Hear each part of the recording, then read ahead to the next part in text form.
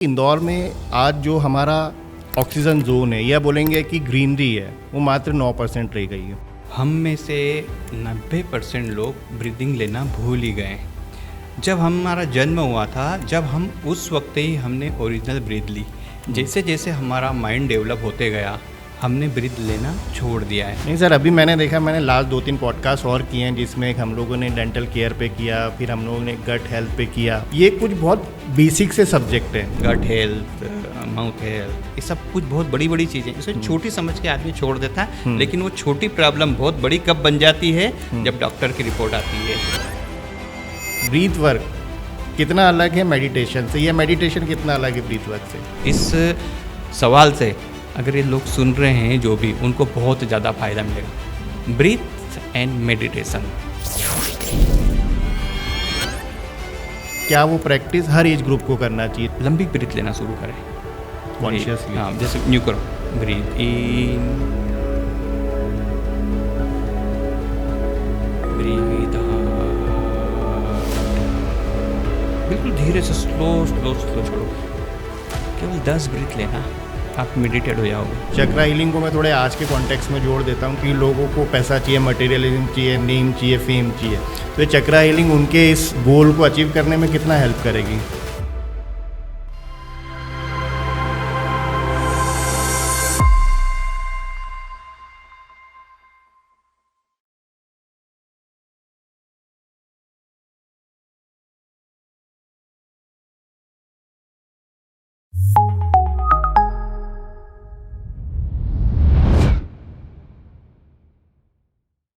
नमस्ते इंदौर। आज के पॉडकास्ट में हम एक ऐसे टॉपिक पे कन्वर्सेशन करने जा रहे हैं जो बहुत इग्नोर्ड है, और इस कन्वर्सेशन के पहले तो मैं भी उस चीज़ के बारे में ज़्यादा सोचता नहीं था। वो टॉपिक है ब्रीदिंग। ब्रीदिंग को लेके बहुत सारी अनअवेयरनेस है। हम कैसे ब्रीथ करते हैं, सिर्फ सांस लेना नहीं होता है। ब्रीदिंग की कई सारी टेक्निक्स हैं, एक करेक्ट प्रोसेस है कि कैसे हमें ब्रीथ करना चाहिए। तो मेरी आज की ये कन्वर्सेशन होने वाली है जीतू शर्मा सर के साथ, जो कि हेल्थ होलिस्टिक कोच हैं और अपनी टेक्निक के थ्रू, अपने प्रोसेसेस के थ्रू, या कहें अपने कोर्स के थ्रू, वो लोगों को गाइड कर रहे हैं कि what is the right technique of breathing. तो अगर आप भी अपने दिन को काम और फोकस और अपनी लाइफ को हेल्दी बनाना चाहते हैं तो ये कन्वर्सेशन है आपके लिए। So do watch the full conversation and let's dive into the science and spirituality of breathing. Sir, welcome to the Undiscussed podcast show. आज सर एक इंदौर बहुत ग्रोइंग स्टेज पे है, और हम ये मानते हैं कि जिस हिसाब से चीज़ें डेवलप हो रही हैं, कई सारी प्रॉब्लम्स ही आज हमें देखने को मिल रही हैं जिसका सॉल्यूशंस अभी फ़िलहाल नहीं दिख रहा है। ऐसा ही एक प्रॉब्लम मैं पिछले कई दिनों से रिपोर्ट्स पढ़ रहा हूँ, मीडिया रिपोर्ट्स पढ़ रहा हूँ, या प्रिंट में भी आ रही हैं बहुत सी चीज़ें कि इंदौर में आज जो हमारा ऑक्सीजन जोन है या बोलेंगे कि ग्रीनरी है वो मात्र 9% रह गई है। और ग्रीनरी का टोटल जो रिलेशन है वो ऑक्सीजन से, और ऑक्सीजन का जो रिलेशन है वो हमारी ब्रीदिंग से।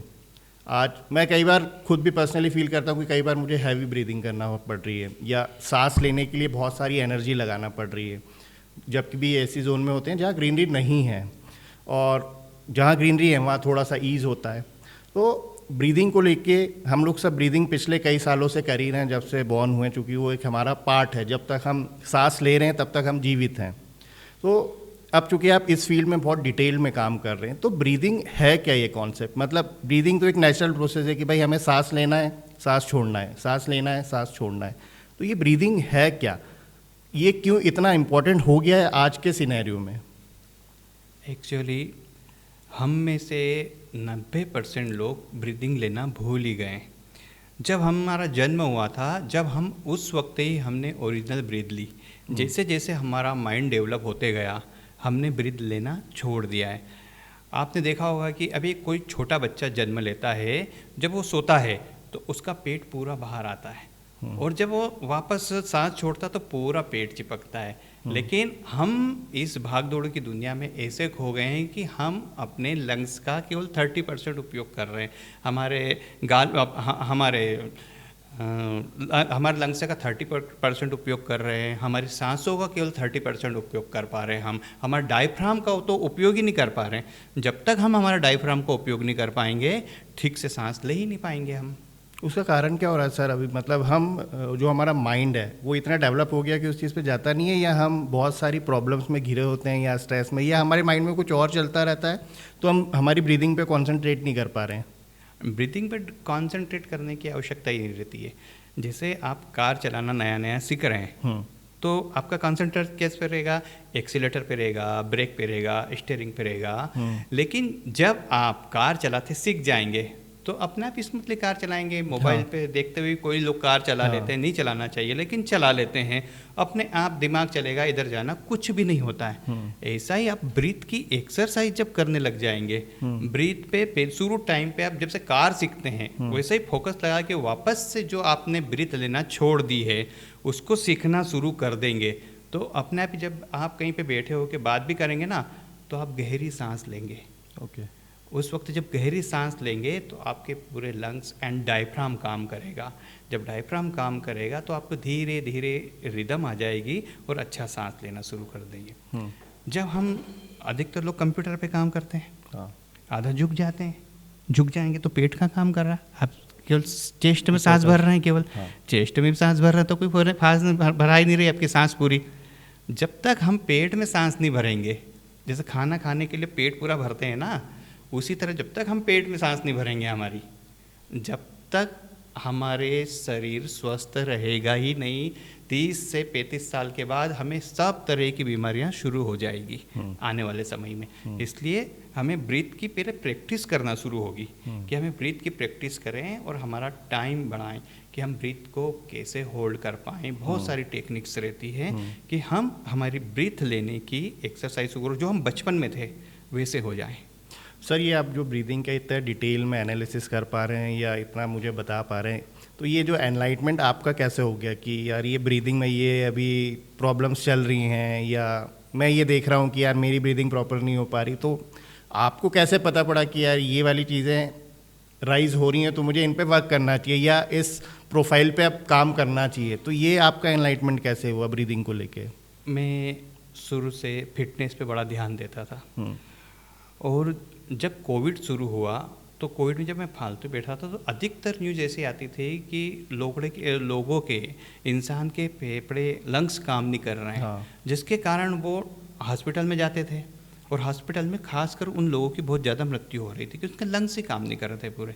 फिर मैंने सर्च करना शुरू करा, देखना शुरू करा, तो 70% लोग गलत सांस लेते हैं। मैंने पूरा रिसर्च उस दौरान शुरू करा। फिर मैंने सही टेक्निक से कैसे सांस ली जाए, तो मैंने कुछ स्कूल्स ज्वाइन करे ऑनलाइन और उसको प्रैक्टिस करना शुरू करी। धीरे धीरे इसमें डीप में गया, और उसको डीप में जाते जाते मैंने ये सारी चीज़ें सीखी। मैं हर वक्त अभी भी सीखता हूँ, हो सकता है आज सुबह भी मैं कुछ नया सीख के आया हूँ। तो मैं ब्रीथ के ऊपर इतना ज़्यादा सोचता हूँ और चाहता हूँ कि अधिक से अधिक लोग ब्रीथ पे ध्यान दें, क्योंकि भगवान ने ये चीज़ हमें बिल्कुल फ्री में दी है। फ्री में दी है। जो चीज़ हमें फ्री में मिलती है ना, उसकी कोई वैल्यू नहीं करता। Just like oxygen. बिल्कुल, ये हमें बिल्कुल फ्री में मिली हुई है, उसका उपयोग नहीं करता, उसको जानता ही नहीं है। फिर जब वो पैसे से मिलना शुरू हो जाएगी ना, जैसे पानी की बोतल खरीद के लाता है इंसान, वैसे ऑक्सीजन का जो बोतल खरीद के आएगा ना, खरीदा ही है। तो उस वक्त उसकी उपयोगिता पता पड़ेगी। वो कोविड के दौरान लोग में हाई तोबा मची थी कि ऑक्सीजन का खरीदना है, लेकिन अब वापस भूल गए लोग।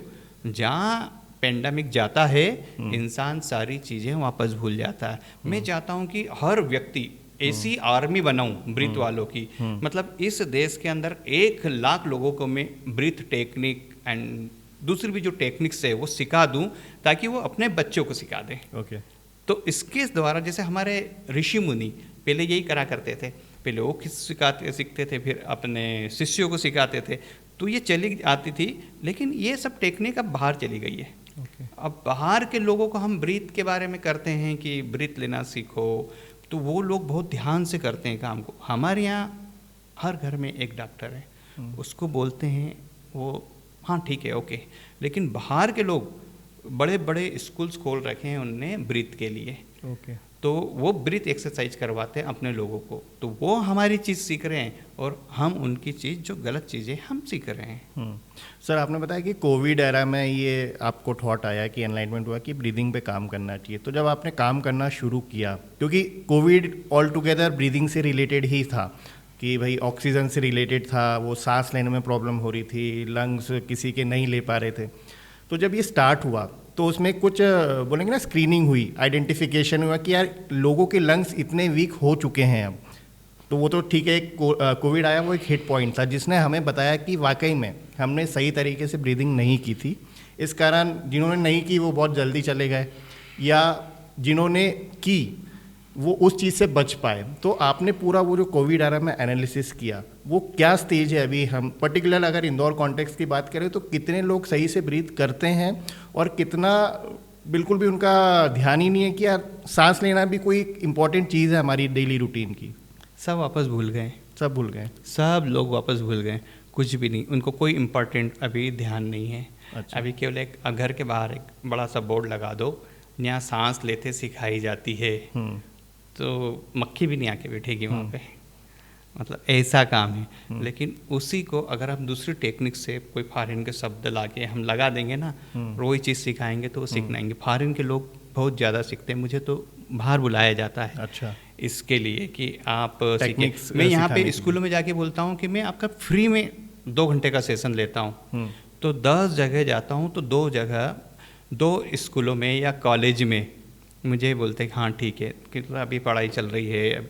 पढ़ाई से महत्वपूर्ण काम है हमारा सांस। आप पढ़ा लिखा के आप IAS IPS कलेक्टर बना दिया आपने, लेकिन वो बच्चा ठीक से सांस ही ले नहीं पाया तो 40 साल तक तो काम कर लिया, 40 के बाद 5 लाख रुपए महीने कमा रहा है, टेंशन बहुत है, शुगर हो गई है, ब्लड प्रेशर हो गया है, रिलेशनशिप ढंग से नहीं वाइफ से, चिड़चिड़ाहट है, सब कुछ है, पैसा किस काम का, पढ़ाई किस काम की। बचपन से सीख लेंगे ब्रीथ लेना तो आप 60 से भी ज़्यादा पहुँचोगे जब तक काम करोगे। मैं आपको यहाँ पे लिख के देता हूँ, मैं 92 का होऊंगा जब आपके यहाँ पॉडकास्ट करूँगा। मतलब ब्रीदिंग का इतना इंपॉर्टेंस है? यस, 92 का होके ऐसे ही बैठ के मैं आपसे पॉडकास्ट करूँगा, आप भी अच्छे से ब्रीथ लेना शुरू कर दें, हम दोनों पॉडकास्ट करेंगे ऐसा 92 की उम्र में, बिल्कुल, और ऐसे ही बात करेंगे इसी एनर्जी से। नहीं सर, अभी मैंने देखा, मैंने लास्ट 2-3 पॉडकास्ट और किए हैं जिसमें हम लोगों ने डेंटल केयर पे किया, फिर हम लोगों ने गट हेल्थ पे किया। ये कुछ बहुत बेसिक से सब्जेक्ट है, मतलब, और ये हमारी डेली रूटीन से, जैसे गट हेल्थ हमारा खाने पीने का क्या बिहेवियर होना चाहिए, हमको क्या खाना चाहिए, हमको क्या पीना चाहिए। वही डेंटल जब किया तो भाई दांतों का क्या इंपॉर्टेंस है, उस पर चीज़ें समझी। तो ये बहुत बोलेंगे ना अंडररेटेड सब्जेक्ट है। आज ऐसा ही एक टॉपिक हम ब्रीदिंग, जो अब मैं समझ पा रहा हूँ, जो छोटी आपको सबको लगता है, जो इसमें आपने पॉडकास्ट के सबको लगता है छोटी छोटी चीज़ें, लेकिन वो बहुत बड़ी बड़ी चीज़ें हैं। वो गट हेल्थ, माउथ हेल्थ, ये सब कुछ बहुत बड़ी बड़ी चीज़ें, इसे छोटी समझ के आदमी छोड़ देता है। लेकिन वो छोटी प्रॉब्लम बहुत बड़ी कब बन जाती है, जब डॉक्टर की रिपोर्ट आती है कि आप रेड जोन में आ चुके हैं, पूरा घर परेशान, फिर फ़ोन लगा के अरे तेरे पापा को तो ये हो गया है, इसको ये हो गया, अब सब लोग परेशान। तो पहले से क्यों नहीं हम चेत जाते हैं? हाँ, क्योंकि जो मैंने देखा ना सर, बेसिक 3 चीज़ हैं जो हमारी बॉडी के लिए बहुत ज़रूरी है। पहला है ऑक्सीजन, ब्रीदिंग, सेकंड है पानी, क्योंकि हमारी बॉडी 70% पानी से बनी, और तीसरा है खाना। यही वो 3 चीज़ हैं जिससे हम या तो लंबा जिएंगे या कम जिएंगे, और इस पे हमारा फोकस कम होता जा रहा है या नेग्लिजिबल है, हम इन तीनों चीज़ों पे ध्यान नहीं दे रहे हैं। बिल्कुल नहीं दे रहे। सर आपने अभी एक स्ट्रेस और तनाव वाली बात करी। अब इंदौर चूँकि एक रैपिड ग्रोथ पे, और इंदौर हर चीज़ में नंबर 1 बहुत जल्दी आता है। मुझे तो ये डर है कि बहुत सारी जो प्रॉब्लम जैसे हम लोग देखते हैं मेंटल हेल्थ को लेके या डिजिटल डिटॉक्स को लेके, अब आप एक ब्रीदिंग उसमें हम और ऐड करेंगे, तो हर चीज़ हम देख रहे हैं कि बहुत रैपिडली और ड्रास्टिकली चेंज हो रही है। इंदौर में डेवलपमेंट हो रहा है, लेकिन हम वहीं देख रहे हैं कि भाई ऑक्सीजन जोन ख़त्म होते जा रहे हैं। अगर हम प्योर पानी की बात करें, उसके सोर्सेज हम धीरे धीरे ख़त्म कर रहे हैं। अंडर वाटर पानी की हम लोग हालत देख ही रहे हैं। तो अभी वो क्या टाइम आ गया है जो एक कॉमन लोग को, क्योंकि ये मोस्टली एक कॉमन सब्जेक्ट है, ये किसी ऐसा नहीं कि ब्रीदिंग की टेक्निक एक जो रिच है उसी को सीखना चाहिए, या जो एक ग्राउंड लेवल पे काम कर रहा है उसके काम की नहीं है। ये एक ऐसा सब्जेक्ट है जो सबके काम का है। तो इन पर्टिकुलरली इंदौर के सिनेरियो को, जहाँ इतनी ग्रोथ हो रही है, और मैं बोलूँगा कि रिवर्स में हम जाएं तो हम डिग्रेड भी हो रहे हैं क्वालिटी ऑफ लाइफ को लेके। हम लाइफस्टाइल तो बड़ी इंप्रूव कर रहे हैं, लेकिन क्वालिटी ऑफ लाइफ को डिग्रेड करते जा रहे हैं। तो आप चूंकि अब इस टेक्निक पे काम कर रहे हैं, तो अभी आप क्या देख पा रहे हैं, क्या एनालिसिस कर पा रहे हैं कि यार इंदौर अभी किस स्टेज पे, और अगर इस स्टेज पे इसने ये अडॉप्ट कर ली ब्रीदिंग टेक्निक्स या जो भी आप ब्रीथ वर्क करा रहे हैं, तो उससे क्या इम्प्लीकेशन, क्या एडवांटेज, क्या बेनिफिट इंदौर को मिल पाएंगे? आपने एक बहुत बढ़िया बात बोली, quality life. Quality of life, बिल्कुल, क्वालिटी ऑफ लाइफ वो लोग समझ नहीं पा रहे हैं अभी इस चीज़ को। मेरा ये मानना है कि जैसे सबसे पहले हमारे शहर के अंदर ऑक्सीजन की कमी होती जा रही है धीरे धीरे। तो जैसे ये रहता है ना, हमारा बैंक बैलेंस खत्म होते जा रहा है, तो हम क्या करेंगे कि हम थोड़ा कम खर्चा करेंगे। ठीक है ना। अब ख़त्म हो रही है, उसको वापस तो लाया नहीं जा सकता है, वो तो 15-20 साल का प्रोसेस है। इतना लंबा प्रोसेस है, या खरीदना पड़ेगा। तो हम खर्चा करना कम कर दें। खर्चा कम करना कैसे कर दें कि हम जैसे 8 बजे उठते हैं तो हम थोड़ा सा 1 घंटा पहले धीरे धीरे बढ़ाएं, 7 बजे उठें। तो जो हमारी हवा की क्वालिटी रहेगी, जो ऑक्सीजन की क्वालिटी रहेगी, वो बहुत बढ़िया रहेगी सुबह के टाइम की। ओके। अब जब क्या होता है कि एक इंसान को 12 से 16 सांस 1 मिनट में लेना चाहिए। 12 से 16 सांस 1 मिनट में, जो बिल्कुल आइडियल है।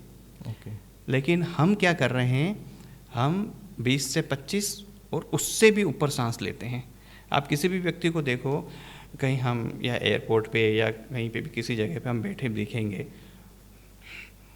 यहाँ तक सांस लेता, इन 1 मिनट के अंदर वो पूरी सांस 30-32 खिंच जाता है। आप देखें, आधी सांस ले रहे हैं हम आधी सांस ले रहे हैं, मतलब सांस तो ले ही जा रहे हैं, सांस लेना ही नहीं ना, हमको सांस लेना ही नहीं, हमारे पास इतना सा बचा है तो हम उसको उपयोग में ही नहीं करें ना कि हाँ कल के बचा के रखेंगे हम। तो हम सांस, जैसे अब 32 सांस ले रहे हो, उसी को आपने 12 पे लेके आ गए, तो आपने कितनी सांस कम लेनी पड़ी ना, 20 सांस कम लेनी पड़ी। तो उसमें जैसे मेरा एक क्लब चलता है सुबह 6 AM क्लब, जिसमें मेरे ऑल ओवर इंडिया के लोग जुड़े हुए हैं।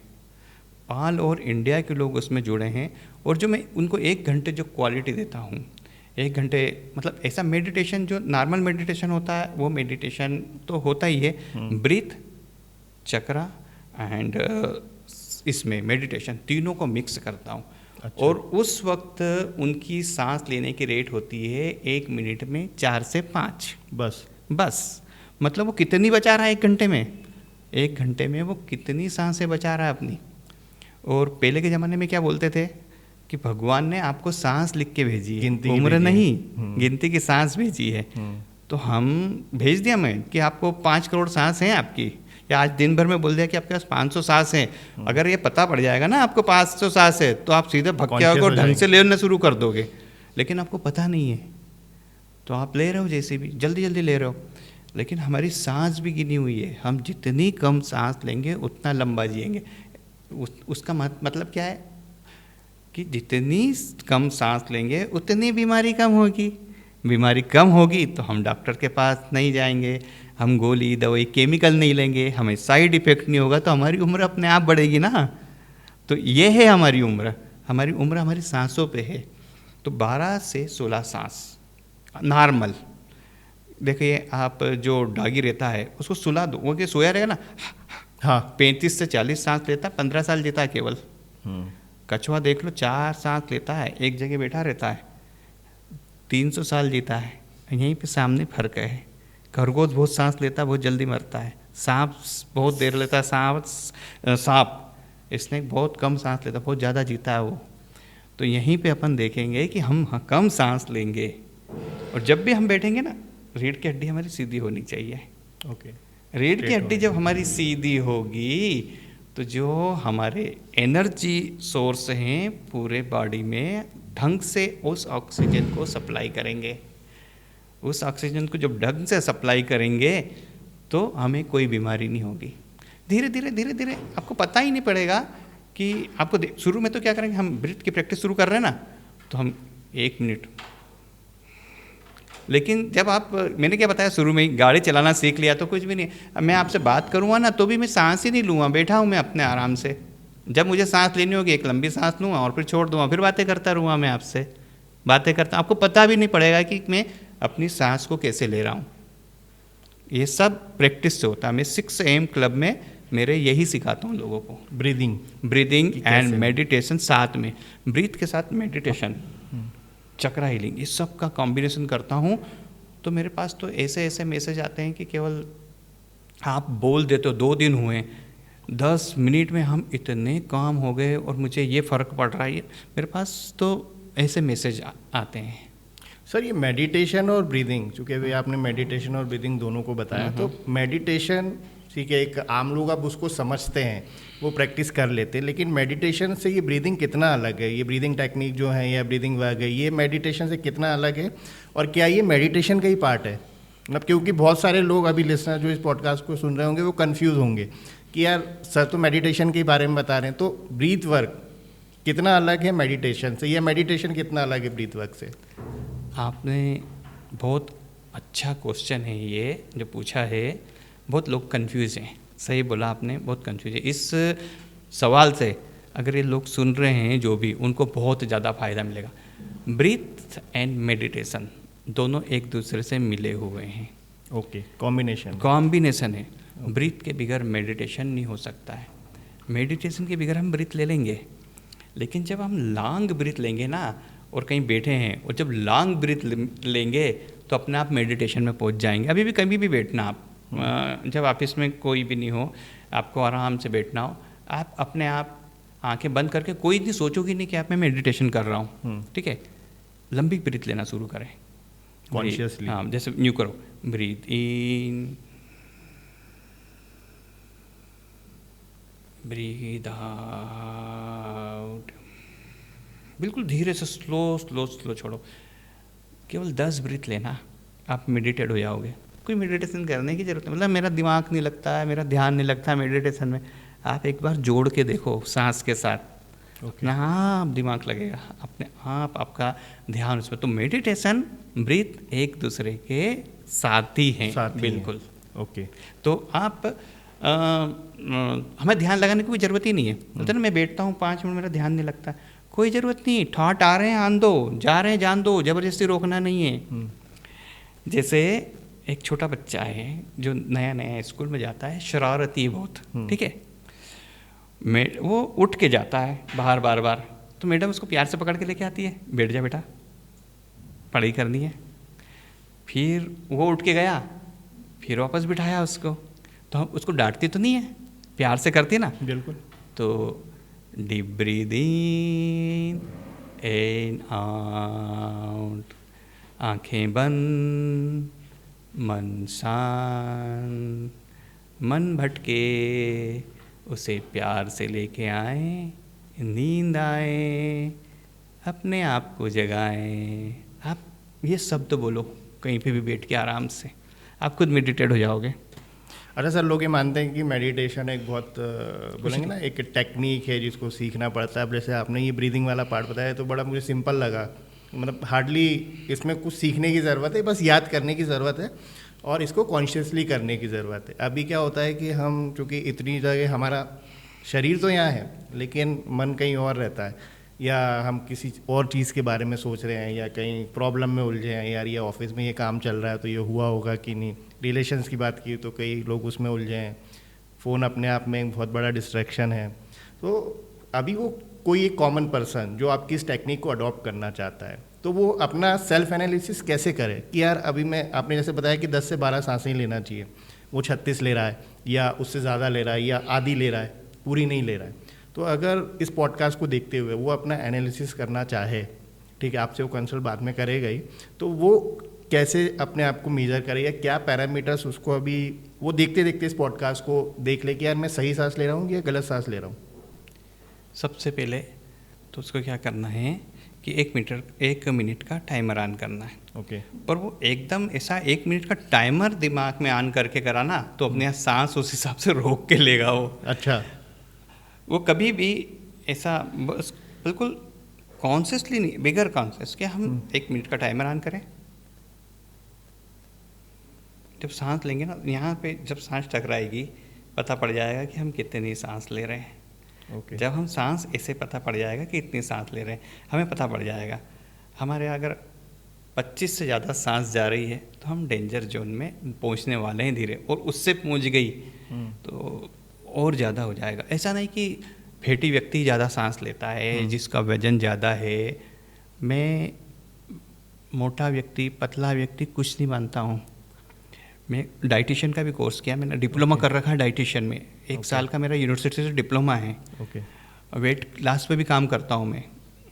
बट मेरा जो मानना है कि अगर कोई अच्छा फैटी व्यक्ति है, उसके वेट से वो 20 किलो ज़्यादा है, 15 किलो, और जिसका आइडियल वेट है उसमें एनर्जी नहीं है और उसमें एनर्जी है, तो वो ठीक है, वो फिट है मेरे लिए, उसको कुछ भी नहीं होगा। अच्छा। वो अपनी सांसें ठीक लेता है, ठीक है। कई होती किसी को जन्मजात रहता है, थायराइड रहती है, शरीर में सूजन आया था इसलिए मोटा मोटा दिख रहा है, उसका कोई प्रॉब्लम नहीं है। हम एनर्जेटिक कितना रहते हैं दिन भर में, वो हमारे लिए महत्वपूर्ण है। तो सांसें देखो ऐसा है। फिर मैं आगे उसका एक जब बताऊंगा कि हम इसको कैसे कंट्रोल करना चाहिए, तो धीरे धीरे कंट्रोल में हो जाता है। जैसे आपने बोला था कि मेडिटेशन, लोग ये समझते हैं कि बहुत चीज़ है, तो हमें है बहुत डिफ़िकल्ट चीज़ भी है ये, पर बहुत ज़्यादा के लिए पे जाएंगे जब। पर हम शुरू में तो अब शुरू में तो अपन अनार का लिखना सीखेंगे ना, फिर कर्सिव इंग्लिश में जाएंगे। तो फिर पहले तो अनार का सीख लेना। जब हम अनार का लिखना सीख गए तो कॉन्फिडेंस कितना आएगा, ज़्यादा आ जाता है, स्टेप बढ़ेगी फिर ऐसे धीरे धीरे। तो सबसे सही प्रोसेस मैंने बता दी, कहीं भी नहीं, ऑफिस में जाओ, बैठो, 10 ब्रीथ ले, 10 आउट करो, मन को शांत करो, ध्यान भटके उसको वापस लेके आ जाओ। आप देखो 10 मिनट में, मतलब स्टार्ट विद 1 और फिर धीरे धीरे चीज़ें होती जाएंगी। 10 मिनट में आपको उसी वक्त फर्क पड़ेगा। अरे सर, ये कॉन्शियसली ब्रीदिंग जब कोई करता है, जैसे अगर मुझे अभी ये एनालिसिस हो गया कि यार, या मुझे एनलाइटमेंट हो गया कि यार कॉन्शियस ब्रीदिंग बहुत अच्छी चीज़ है, तो क्या क्या वो मेरी लाइफस्टाइल की डिसीज़ है जो आने वाले टाइम में मुझे अगले 5 साल 10 साल में हो सकती है, मैं उसको कितना रोक पाऊँगा, और क्या वो इफ़ेक्ट मेरी हेल्थ पे, या ऐसी, चूँकि आज हम देख रहे हैं कि इंदौर में इतने मेडिकल हब बन गया है, अब तो ये इतने हॉस्पिटल्स खुल रहे हैं, कैंसर पर्टिकुलर को लेके इतने सारे हॉस्पिटल आ गए हैं, इतनी सारी चीज़ें हो रही हैं। तो मुझे समझ नहीं आता है कि हमने हमारी लाइफस्टाइल में ऐसे क्या चेंजेस कर लिए कि इतनी बीमारियां होने लगी। जो 3 चीज़ मैंने आपको बताई, ऑक्सीजन, पानी और खाना, ये बट ऑब्वियसली अब डिस्टर्ब हो चुका है। एयर भी हम कोई प्योर नहीं ले रहे हैं। फिर पानी की बात आती है तो वो भी कंटेमिनेटेड है, पॉल्यूटेड है, ठीक है, आरओ लगा लो, कुछ भी लगा लो, है तो है। खाना हम क्या खा रहे हैं आज इंदौर, मतलब है तो फूड कैपिटल, लेकिन क्या खा रहे हैं हमें भी नहीं पता। तो कॉन्शियसली अगर हम ब्रीदिंग कर रहे हैं तो ये कितनी लाइफस्टाइल की जो आने वाली डिसीज़ हैं या प्रॉब्लम्स हैं, हम इनको अवॉइड कर पाएंगे, या कौन कौन सी ऐसी डिसीज़ हैं जो आपने आइडेंटिफाई करी कि ब्रीदिंग से कंट्रोल हो जाती हैं? हम अभी बहुत भाग दौड़ वाली ज़िंदगी में जी रहे हैं। अभी जब हम बैठे थे तो हमारा एक डिस्कशन हुआ था कि हर लोग भागना चाहता है, पता है कि 15 मिनट में पहुंचना है वहाँ पर, लेकिन 5 मिनट में दौड़ना चाहता है। तो क्या हो रहा है, स्ट्रेस आ रहा है। वो भाग क्यों रहा है, कि उसका मन ही शांत नहीं है ना, इसलिए वो क्या है कि भाग रहा है। तो जब भागता है और उसको जगह नहीं मिलती है तो साइड वालों को मन में गाली देता है, इसको मन में गाली देता है, और यूं करके गाड़ी निकालता है। जब वो ऐसे गाड़ी निकाल रहा है तो जो कार में बैठा व्यक्ति वो भी टेंशन में आ रहा है, वो उसको गाली दे रहा है। हाँ, हर व्यक्ति एक दूसरे से अटैच है, बिल्कुल, क्योंकि कोई शांत ही नहीं है, कोई शांत नहीं है, क्योंकि उनकी ब्रीथ शांत नहीं है, इसलिए वो बहुत ज़्यादा एक्साइट है।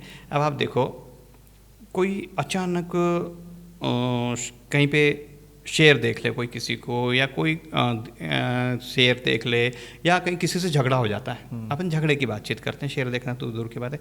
किसी से झगड़ा हो गया तो झगड़ा हो, एक दूसरे से झगड़ रहे हैं, सांस कैसी लेते हैं, जोर से ज़्यादा हो जाता है। क्या बोलते हैं, बैठ शांत रहे, उसको पहले से सहलाते हैं, शांत हो। तो क्या कहता है, शांत होता है। इसको पानी पिलाते हैं, प्लस शरीर में क्या गया, ऑक्सीजन गया, पानी पिलाया, उसको धीरे करा। जब उसकी सांसें नॉर्मल हुई तो खुद ही नॉर्मल हो गया। दूसरे वालों को बिठाया तो उसको भी ऐसे करा, वो भी नॉर्मल हो गया। सांसों का खेल देखा, फिर धीरे से दोनों को गलती, अरे सॉरी यार, माफ़ करना यार, अपना इंदौर शहर ऐसा ही है, माफ़ करना, गलती हो गई। क्यों हो गई, सांसें डाउन कर दी उनकी।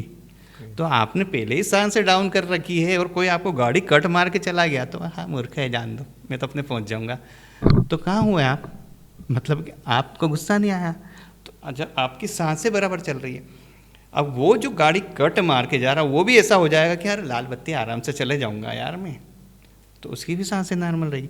जब वो टेंशन में आता है ना, तो जो हमारा कॉर्टिसोल होता है दिमाग से जो निकलता है वो ज़्यादा, वो भी अच्छा है निकलना, लेकिन वो जब ज़्यादा मात्रा में निकलता है तो हमारा ब्लड प्रेशर बढ़ता है। जब ब्लड प्रेशर बढ़ता है तो हार्ट की प्रॉब्लम होती है, शुगर की प्रॉब्लम होती है। ये सब जब आता है तो गिफ्ट में क्या मिलती है? किडनी की प्रॉब्लम। 1 2 3 सब अटैच है। तो ये चीज़ें धीरे धीरे सांस का ही खेल है पूरा। ये पूरा सिस्टम बना हुआ है पर हमको पता नहीं है। हमें पता नहीं है, हमें पता लगा अरे आज शुगर हो गई है। शुगर क्यों हुई? अरे नहीं मम्मी मीठा को खा थी, लिया, पापा को मीठा थी खाते तो हो गई। रहते मीठा मीठा खाने से शुगर ही नहीं होती है। ओके, ठीक है। हम अगर 5 ब्रेड खा रहे, 1 ब्रेड खाते हैं ना तो 15 ग्राम शुगर खाते हैं, देखना उसके अंदर, और 1 चम्मच में 5 ग्राम रहती है। अगर ऐसा होने लग जाए तो मैं शुगर नहीं खाऊंगा, मैं ब्रेड खाऊंगा, तो उसको तो पहले भी शुगर होनी चाहिए। शुगर हम पचाते कैसे हैं? ठीक है, रॉ शुगर खाना ठीक नहीं है फिर भी हमारी सेहत के लिए, लेकिन मैं बता रहा हूँ कार्बोहाइड्रेट मतलब शुगर। जो हम कार्बोहाइड्रेट खा रहे हैं मतलब शुगर खा रहे हैं, उसका मेटाबॉलिज्म होगा तो शुगर में कन्वर्ट होगा, ग्लूकोज में कन्वर्ट होगा। जो प्रोटीन है, प्रोटीन के अंदर बिल्कुल शुगर नहीं है। ठीक है, तो ये जो चीज़ है, हम बहुत सारी भ्रांति, तो अलग विषय हो गया, डाइटिशियन का विषय हो गया, लेकिन मैं ब्रीथ के विषय पे आता हूँ वापस। तो जब ये चीज़ ब्रीथ काम करती है ना, तो ब्रीथ का खेल है पूरा। टेंशन से रिलीज का कॉर्टिसोल, वहाँ से हार्ट की प्रॉब्लम, ब्लड प्रेशर जब हुआ तो एक को आपने देखो कि कहीं रास्ता जाम हुआ तो एक गाड़ी ब्लॉक हुई, दूसरी हुई, तीसरी, सब अपने आप ब्लॉक होती है होता ना, जाता है, सब ब्लॉक होती जाती। तो सबसे पहले ब्लड प्रेशर के बाद फिर शुगर।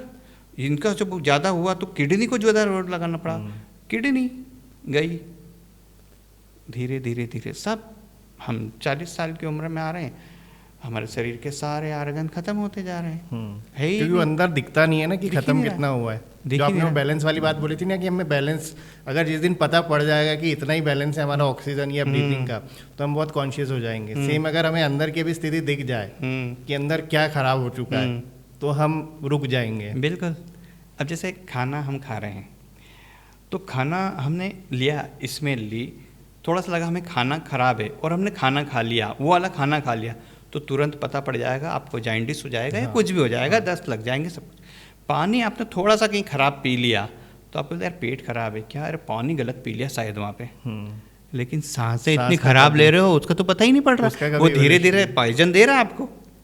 और फिर अचानक एक दिन पता पड़ता है ब्लड प्रेशर की गोलियाँ शुरू हो गई है 35 साल की उम्र में।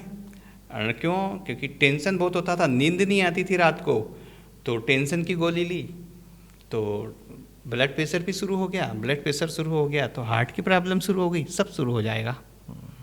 तो ब्रीथ मतलब ब्रीथ से हम इतनी सारी चीज़ों को, जो आने वाली बीमारियां उनको कंट्रोल कर सकते हैं, चाहे वो हार्ट हो, चाहे वो डायबिटीज़ हो, चाहे किडनी इफेक्ट हो, ये सारा चीज़ें हम लोग कंट्रोल कर सकते हैं।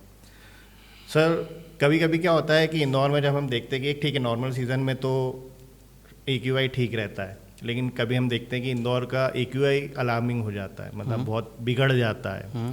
उस चीज़ में फिर क्या वो सही प्रोसेस होता है ब्रीदिंग को लेके? कि हमें, जैसे दिल्ली की हालत हम लोग हमेशा देखते हैं कि दिल्ली में सांस लेना मुश्किल होता जा रहा है, गवर्नमेंट ने स्कूलों की छुट्टी कर दी है, जो सीनियर सिटीजन है उनको घर में रहने का बुला है। इंदौर में कभी कभी ये चीज़ें देखने को मिल रही हैं अब, तो इस केस में पर्टिकुलरली क्या वो प्रोसेस या क्या वो प्रैक्टिस हर एज ग्रुप को करना चाहिए? जैसे अब ये बढ़ेंगी, चूँकि मैंने आपको जैसे बताया कि 9% अगर ऑक्सीजन जोन है, तो वहीं अगर हम सड़कों पर देखें तो पॉल्यूशन बहुत बढ़ रहा है। पॉल्यूशन केवल सड़कों पे गाड़ियों से नहीं बढ़ रहा है, आज हम इतना AC का कंजम्पशन कर रहे हैं, जगह जगह AC लग रहे हैं, या और भी जो चीज़ें हम लोग कर रहे हैं। तो एक स्टूडेंट के लिए, जो कि ये लोग सब एक्सपोज रहते हैं बाहरी वर्ल्ड को, ठीक है, जो ऑफिस में वो तो अपना ऑफिस में बैठे हैं सुबह से शाम तक, लेकिन बहुत से लोग सड़कों पे रहते हैं, तो उनके लिए क्या वो सही तरीके होंगे या पैरामीटर्स होते हैं ब्रीदिंग को लेके? कि आपने एक एग्जांपल बताया कि लड़ाई होती है तो उसको बैठा के उसको काम डाउन किया जाता है। अब सड़कों पे भी मैं कई बार देखता हूँ कि लोग गिर रहे हैं, लोग थोड़े से अनईजीनेस हो रहे हैं, ये देखने में आ रहा है मुझे। तो क्या वो टेक्निक्स एज ग्रुप वाइज लोगों को अडॉप्ट करना चाहिए अपने ब्रीदिंग बिहेवियर में, और ब्रीदिंग को भी एक्चुअली अब अपनी बोलेंगे ना कि डेली रूटीन का पार्ट मानना चाहिए? कि भगवान ने ठीक है साथ दिए तो वैसा ना समझ के उस पर कॉन्शियसली काम करना चाहिए। तो क्या वो छोटे छोटे पैरामीटर्स या छोटी छोटी टिप्स ट्रिक्स हर एज ग्रुप के लिए होंगी, जो वो स्टूडेंट है चाहे वो एक प्रोफेशनल है, जैसे हम लोग वर्किंग करते हैं तो दिन भर ऑफिस में रहते हैं, फिर कोई ऑन ग्राउंड काम कर रहा है, आज बहुत सारा रियल एस्टेट का कंस्ट्रक्शन चल रहा है, तो क्या छोटी छोटी टिप्स होनी चाहिए हर एज ग्रुप के लिए? हर जैसे ज़्यादा एज वाले व्यक्ति हैं वो तो सुबह जल्दी उठ जाते हैं, उनको कोई काम नहीं रहता, जनरली उठ जाते हैं, तो उनको 5-6 बजे उठ के छत पे घूमें या किसी गार्डन में घूमें। रोड पे घूमेंगे ना, रोड पे सुबह सुबह भी गाड़ियाँ शुरू हो जाती है। हाँ अब तो हो जाती है ना, प्रदूषण पहले ही फैल रहा है, प्रदूषण फैल रहा है। अब गाड़ी की जो आ रही है, हम तो सोचते हैं कि यार मैं मॉर्निंग वॉक पे जाता हूँ, पर क्या खरीद रहा है वो, ले कितना रहा है, मॉर्निंग वॉक में जा रहा है, सुबह सुबह जाएगा 6, साढ़े 6, 7 बजे जाएगा, उस वक्त गाड़ियाँ शुरू हो जाती है। हाँ। जो सब्जी की गाड़ी आती है वो डीजल डलता तो काला काला धुआं निकलता, मैं देखता हूँ बहुत सारा। हम जा तो रहे हैं अच्छी चीज़ करने, लेकिन हम ले रहे हैं जहर उसमें। तो घूमने भी जा रहे हैं तो ऐसी जगह हम किसी पार्क में घूमना शुरू कर दें। जब पार्क में घूमेंगे तो वहाँ पे शुद्ध हवा आएगी, ठीक है। दूसरा, जैसे आपने बोला कि जो वर्किंग प्रोफेशनल व्यक्ति हैं तो वो ऐसा वक्त डिसाइड करे शाम का कि शाम में किसी, जैसे बहुत सारे गार्डन में शाम को पानी देते हैं, ठीक है ना, तो ठंडक होती है, उस वक्त अच्छी ऑक्सीजन मिलती है हमें उस गार्डन से, तो हम गार्डन में 15 मिनट बिता दें, ठीक है, अच्छे से गार्डन में 15, तो जो सुबह से हमने शाम तक काम किया है तो उस गार्डन में हमने 15 से 20 मिनट बिता दिए आराम से बैठ के, आंखें बंद करके, सांस की टेक्निक लगाते हुए, तो आपको बहुत ज़्यादा फर्क पड़ेगा। थर्ड, जैसे अगर कोई व्यक्ति बाइक पे घूम रहा है तो मास्क लगाने में बिल्कुल नहीं घबराना चाहिए आज की तारीख में। अच्छा, अभी भी बिल्कुल मास्क जो अच्छी क्वालिटी का मास्क आता है ना, ऐसा नहीं वो जो एक हरा कलर का मास्क आता है वो लगा लिया, जो कोविड टाइम में हमने यूज़ किया, जो अच्छे टाइप का मास्क आता है, तो वो मास्क लगाना है हमें, और घबराना नहीं है, क्योंकि हर जगह हमारे यहाँ कंस्ट्रक्शन का काम चल रहा है, तो भले ही से वायु तो वैसे ही प्रदूषित है, हम कहीं से भी निकलेंगे ना, हर तरफ कंस्ट्रक्शन का काम चल रहा है।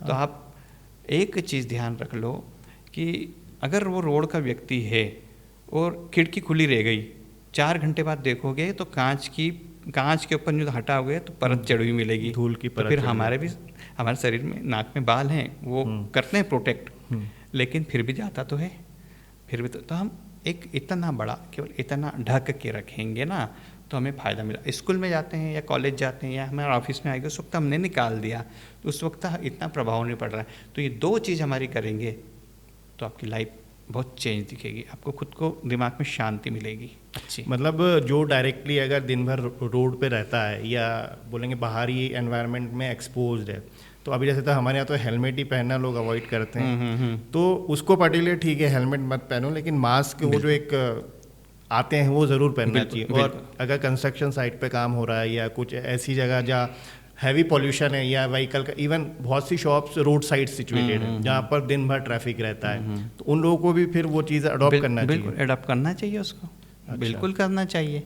ज़रूर। हम लोग सर में करते हैं, पहले तो हर व्यक्ति अपने घर में बहुत सारे मास्क रखता था, लेकिन अब कुछ भी नहीं है।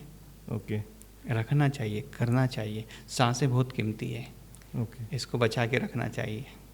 सर अभी थोड़ी देर पहले आप एक बात कर रहे थे चक्रा हीलिंग की, मैं भी बहुत सुनता हूँ कि चक्रा हीलिंग, ठीक है अभी मैं उस चीज़ में कभी गया नहीं है, मैंने उसको पढ़ा नहीं या समझा नहीं, तो ये चक्रा हीलिंग क्या होता है, मतलब ये क्या कॉन्सेप्ट है और ये क्या पहले से एग्जिस्ट करता है या अभी अभी चूँकि प्रॉब्लम बढ़ रही है इसलिए लोगों को इसके बारे में अवेयर किया जा रहा है, तो क्या ये चक्रा हीलिंग क्या है, क्या बेनिफिट है, मतलब क्या एक इम्पॉर्टेंस है लोगों की लाइफ में चक्रा हीलिंग का? हमारे जो पुराने ऋषि मुनि थे ना, ऋषि मुनि से लेके जो योग गुरु थे और जो भी कुछ थे, उन्हें सब चीज़ हमें लिख रखी है हमारी किताबों में, लेकिन वो किताबें हम जो आजकल हमारी स्कूल की जो पढ़ाई होती है ना, रट्टा पढ़ाई होती है, उस किताब को हमने एक तरफ रख दिया, जो गुरुकुल की किताब है उसको एक तरफ रख दिया, और जो हमने एक तरफ करी ना किताब, चुपके से फॉरेन वाले आए और उठा के लेके चले गए, उनने अपने स्कूल में शुरू कर दी वो चीज़ें।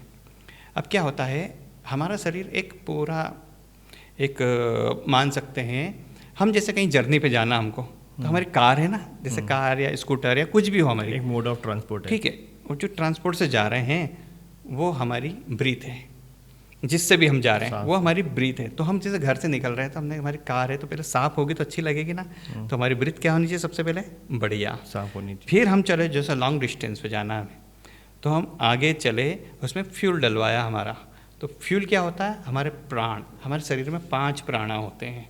मतलब वो जो ये थोड़ा सा ऊंचा हो गया आप, मतलब ये एडवांस लेवल हो से गया। एडवांस चीज़ मैं आपको ओके। बता रहा हूँ। आपने पूछा ना हीलिंग का, तो इसका बेस ये है, 5 प्राण होते हैं हमारे। वो हर प्राण, यहाँ का प्राण अलग काम करता है, यहाँ पे प्राण अलग काम करता है, नहीं ब्रीथ ही है पर वो 5 प्राण है हमारे, यहाँ का प्राण अलग काम करता है।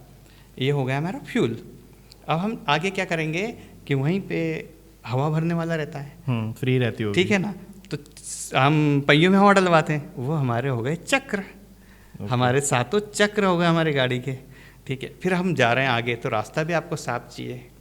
जैसे साफ रास्ता नहीं रहेगा तो आप कैसे जा पाएंगे।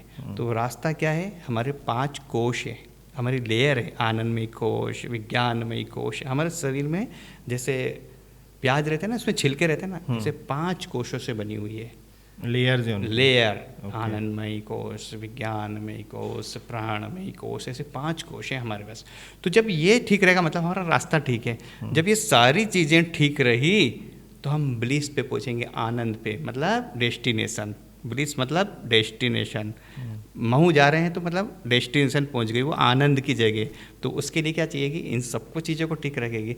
मतलब हम बीमारी से दूर रहना चाहते हैं तो इन सभी चीज़ों को हम ठीक रखेंगे तो जीवन में आपको दवाई गोली लेने की ज़रूरत नहीं पड़ेगी। तो वैसे ही हमारे शरीर में 7 चक्र हैं। 7 चक्र का अलग अलग काम है। जैसे सबसे पहले आता है मूलाधार चक्र। जो मूलाधार चक्र हमारे रीढ़ की हड्डी जहाँ खत्म होती है ना, वहाँ मूलाधार चक्र होता है। उसका अलग कलर होता है रेड कलर। वो मूलाधार चक्र हमारी किडनी पे भी काम करता है, हमारे लीवर पे भी काम करता है। हमको कॉन्फिडेंस जगाता है किसी भी चीज़ का, कि हमें कॉन्फिडेंस नहीं आ रहा है, डर बना है, मतलब आपका मूलाधार चक्र कुछ ब्लॉक है। फिर आता है हमारा स्वादिष्टान चक्र, जो हमारी नेवल से 2 इंच नीचे होता है। उसका कलर होता है ऑरेंज। सबसे पहले जो मूलाधार रहता है उसका बीज मंत्र रहता है लम, फिर इसका रहता है वम, फिर आता है हमारा मणिपुर चक्र। हमारा शरीर का सबसे बड़ा एनर्जी सोर्स है। हमारा डाइजेस्टिव सिस्टम, हमारा कॉन्फिडेंस, हमारे रिलेशन, सब कुछ चीज़ इस पे निर्भर करते हैं। नहीं तो क्या होता है, मतलब आप में खुद में कॉन्फिडेंस नहीं रहेगा अगर ये ब्लॉक रहा तो। आप 25 लोगों से सलाह करेंगे, हाँ मतलब हम कंफ्यूज रहते हैं। कंफ्यूज रहते हैं, सही बात बोली, कंफ्यूज रहते हैं। उन 25 लोग सलाह कर रहे हो फिर भी डर है कि यार गलत हो गया तो।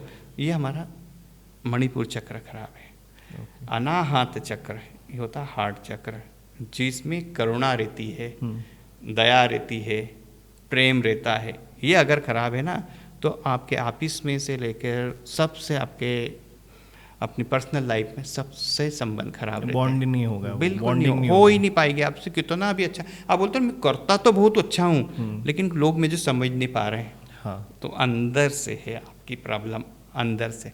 फिर आता आपका विशुद्धि चक्र। विशुद्धि चक्र मतलब कि आपको क्या बोल रहे हैं, आपकी आवाज़ मीठी निकल रही कि नहीं। कई बार आपने गुस्सा, आपको ज़बरदस्ती गुस्सा करने की ज़रूरत नहीं थी और आपने इतना कड़वा बोल दिया इस व्यक्ति को, अरे यार बहुत गलत बोल दिया, बाद में बोलोगे आप। तो आपका ये चक्र विशुद्धि चक्र, इससे थायराइड की प्रॉब्लम भी होती है। ये विशुद्धि चक्र आपका ठीक नहीं है, मतलब ये प्रॉब्लम है आपका।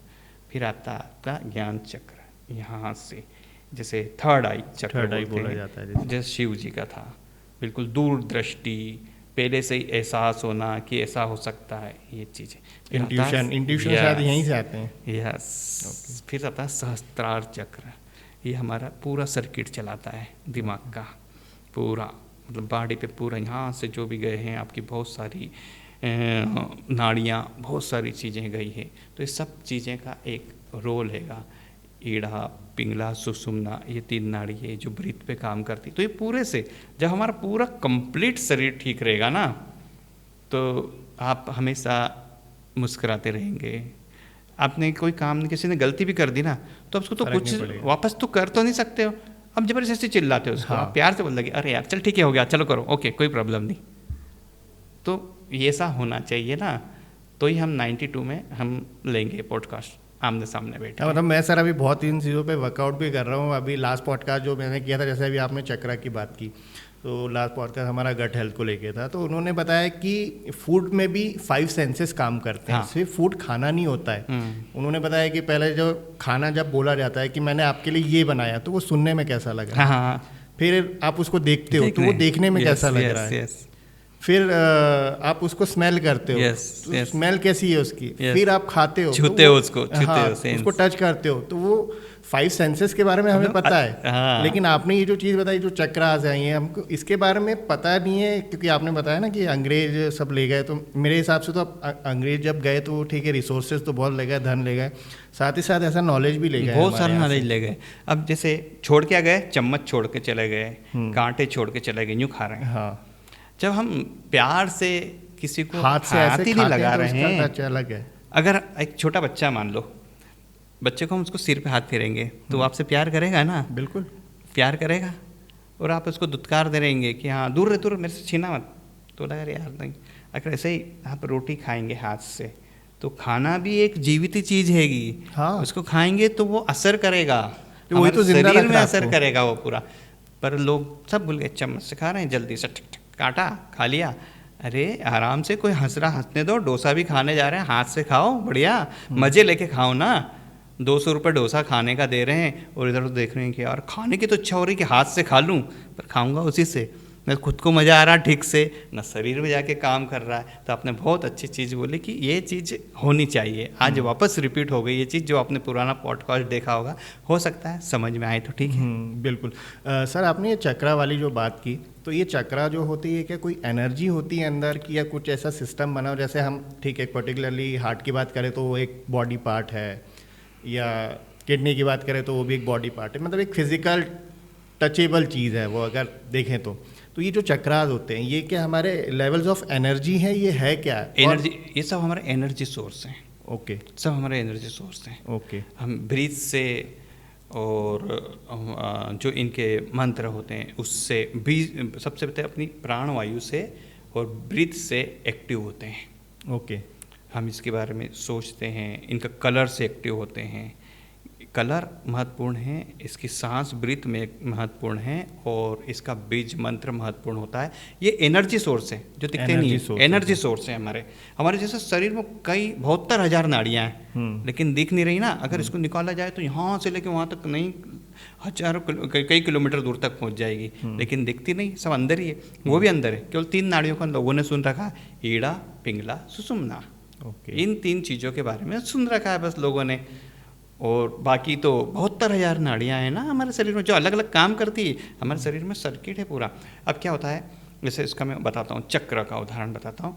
जैसे एक पूरा पावर आ रहा है नीचे से इस बिल्डिंग में, अब ये लाइट चालू करना है तो आपको ये बटन ही जलाओगे ना कि हाँ ये लाइट चालू होगी, तो ये पूरी लाइट प्रभावित होती है, फिर ये मुद्रा का काम करता है। जैसे हमारा जो मूलाधार चक्र है वो पृथ्वी से जुड़ा हुआ है। ओके, तो हमारा ये वाला जो है 5 तत्वों से बना है हमारा शरीर, जल, अग्नि, वायु, ये सब, मतलब कि गिना नहीं रहा हूँ, ये इस पे है, ये इस पे है, ये अग्नि का, ये अग्नि है, ये पानी है, वायु है, ये आकाश है, ये पृथ्वी है। जब ये सबका महत्व है, जैसे ऋषि मुनि करते थे ना, ये इसका मतलब है कि आप पृथ्वी वाले मॉड्यूल को बैलेंस कर रहे हैं, ठीक है, ये पृथ्वी को कर रहे हैं बैलेंस, ये चीज़ें, ये जो तीनों चीज़ें हैं, ये 3, ये अग्नि को बैलेंस कर रहे हैं, मतलब आपके मणिपुर चक्र को बैलेंस कर रहे हैं। हम जब हवन करते हैं, ठीक है, जो ओरिजिनल हवन करते हैं, जिसको पंडित जी ने सिखाया होगा, या फिर पंडित जी अगर किसी को सही करने आएंगे तो बोलेंगे यार मुझे तनख्वाह नहीं मिलेगी, नाराज हो जाएगा पंडित, तो चलता है, ठीक है, ओम भुर्भुवः स्वः स्वाहा स्वाहा कर दिया, बट ओरिजिनल चीज़ कि ये यूँ लिया, और ये 3 अंगुली है ना, 3 अंगुली से छोड़ा जाता है ये हवन को, ओम भुर्भुवः स्वः तत्सवितुर्वरेण्यं भर्गो देवस्य धीमहि धियो यो न प्रचोदयात् स्वाहा। तो ये हमारी जो चीज़ है, हम ये अग्नि तत्व हुआ, तो ये हमारी रुद्र मुद्रा कहलाती है। ये जो है ना, ये रुद्र मुद्रा है। इस रुद्र मुद्रा से अपन अग्नि को बैलेंस करते हैं हमारे। तो है बहुत बड़ा विषय इनको हम धीरे धीरे धीरे धीरे करते रहेंगे। बहुत सारे ये सब आपने देखा, हवन करते हैं। हाँ, मतलब पुराने वो देखो ऐसे है ना। तो ये कोई नई चीज़ तो नहीं आई है, नई चीज़ तो नहीं है ये। इसका लॉजिक है, मतलब करने का हम ऐसा। भूल गए ना, हम भूल गए हैं सब चीज़ें। जैसे वो शंख बजाते हैं, हाँ, शंख बजाते हैं, शंख घंटी बजाते हैं, उनका वो भी एक साउंड है, उससे हमारी हीलिंग होती है। एक बोलते हैं ना, मंदिर में जाते हैं तो एक अलग ही एनर्जी आती है। तो साउंड की एनर्जी पूरे उस वक्त घूमती है पूरे।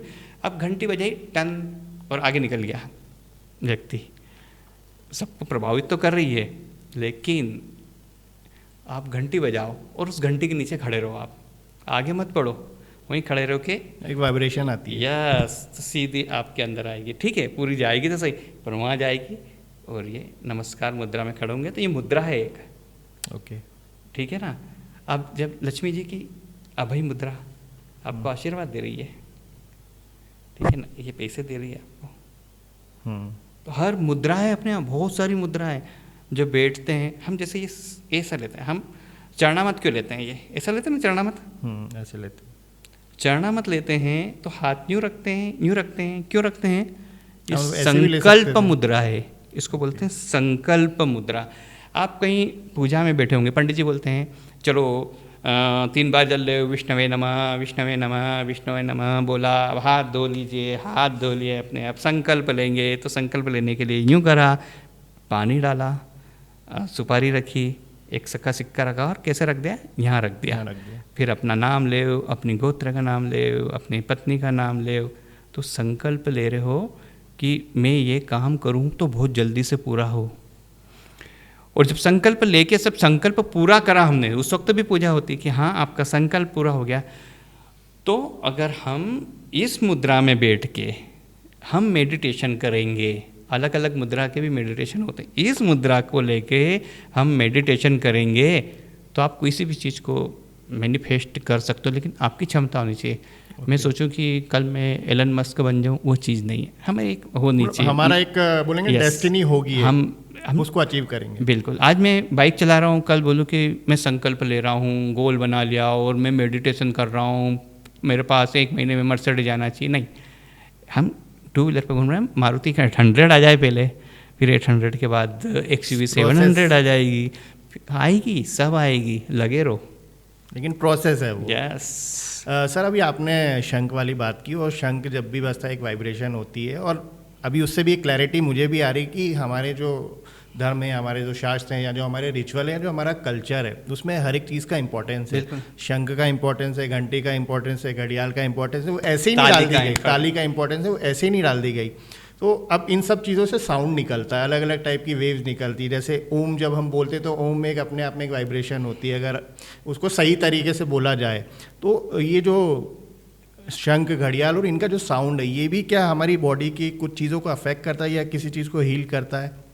ये हम जो एक साउंड हीलिंग, एक पूरा एक कोर्स होता है। साउंड हीलिंग, साउंड हीलिंग मैं सुबह मेडिटेशन करवाता हूँ, उसके अंदर जब चक्रा पे काम करता हूँ ना, 21 दिन का रहता है मेरा पूरा, 21 दिन में मैंने बांट रखा है, तो उसमें साउंड हीलिंग करता हूँ। उस वक्त आदमी बहुत शांत होता है, साउंड अलग अलग तरीके के साउंड निकलते हैं, उस साउंड से हीलिंग होती है हमारी बॉडी, पूरी साउंड से। अब मैं आपसे ही आप करिएगा, हम केवल ओम का उच्चारण करेंगे, केवल 3 बार। पहले मैं करूँगा, फिर आप 3 बार, उसी स्टाइल में आप 3 बार करना, आंखें बंद करके। फिर आपको खुद को प्रभाव पड़ेगा साउंड का और ओम का क्या प्रभाव पड़ता है। आंखें बंद रखना, ठीक है ना। पहले मैं करता हूँ, पहले डीप ब्रीथ लूँगा अंदर अंदर, पूरा सांस बोलूँगा।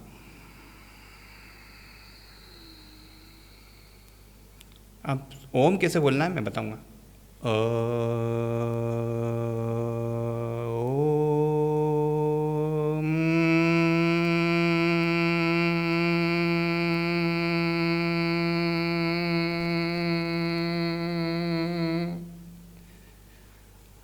जो अ है उसको छोटा करो, ओ को थोड़ा बड़ा करो, और मकारा है पूरा लंबा खींचो। करो आप 3 बार आंखें बंद करके, आपको खुद को प्रभाव पड़ेगा। पूरी सांस पेट में भरना, चेस्ट में नहीं भरना।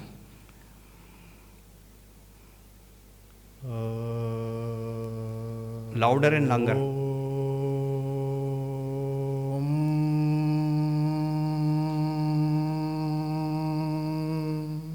3 बार 3 बार 3 बार लगातार आंखें नहीं खोलना है, सांसें पूरी भरना है।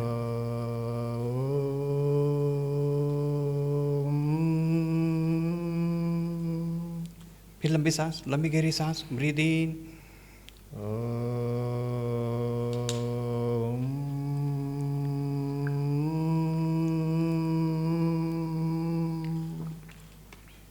कुछ लगा?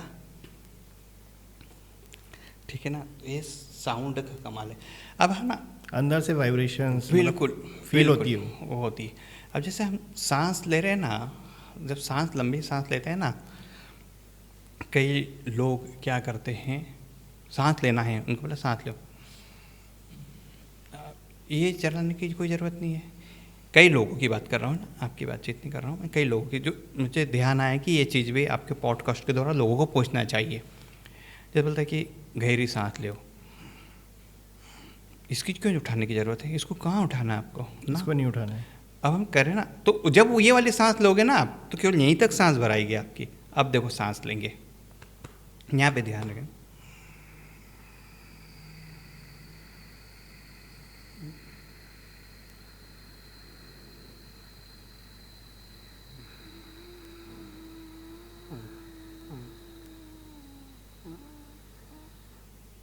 लेते जा रहा हूँ लेते जा रहा हूँ, बहुत लंबी सांस हो गई। हाँ, इसी को बोलते हैं लंबी सांस तो लेना। अब जो नया व्यक्ति लेगा ना, वो बस 4 या 5 सेकंड, बस आप इससे पे इसकी प्रैक्टिस करेंगे ना, आप सेकंड गिनेंगे, लंबा चलेगा।